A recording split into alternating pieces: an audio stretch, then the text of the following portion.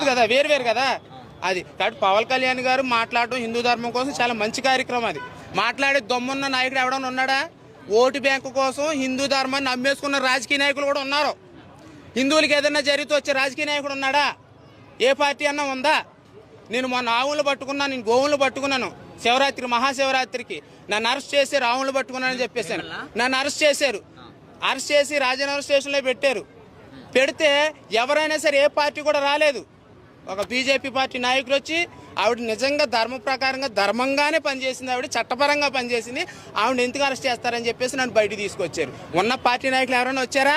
హిందువులు ఇప్పటికైనా ఈ విషయం తెలుసుకోవాలి. హిందూ ధర్మంకి సపోర్ట్ చేసేది ఎవరైనా ఉన్నారంటే వాళ్ళకి మనం ఓటేయాలి.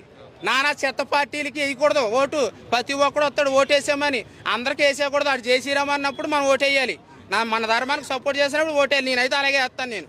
మరి సెక్యులర్ కుక్కలు ఏం చేస్తారో నాకు తెలియదు. అన్ని మతాలు సెక్యులర్ సమానం అనే సెక్యులర్ గాడికి ఇదే చెప్తున్నాను. మన ధర్మం బ్రతుకుంటే నువ్వు, నీ ఇల్లు, నీ సంసారం, నీ కుటుంబం, నీ దేశం, నీ రాష్ట్రం, నీ ఊరు, నీ గ్రామం బాగుంటుంది.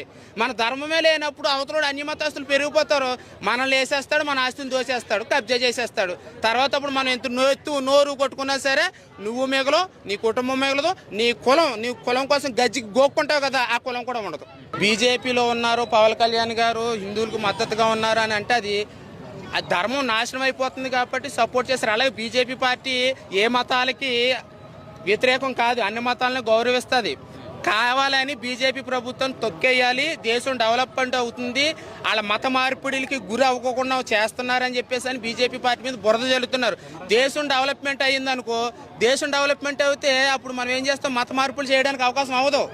అదే దేశం నాశనం అయిపోయి మత కల్లోహలాలు జరిగేసి డెవలప్మెంట్ లేదనుకో, మత మార్పులు చేయడానికి బాగా అవకాశం దొరుకుతుంది. అంతే కాబట్టి ఎప్పుడైనా సరే మన బీజేపీ పార్టీ మీద ఖచ్చితంగా బురద జల్లుతారు ఖచ్చితంగా.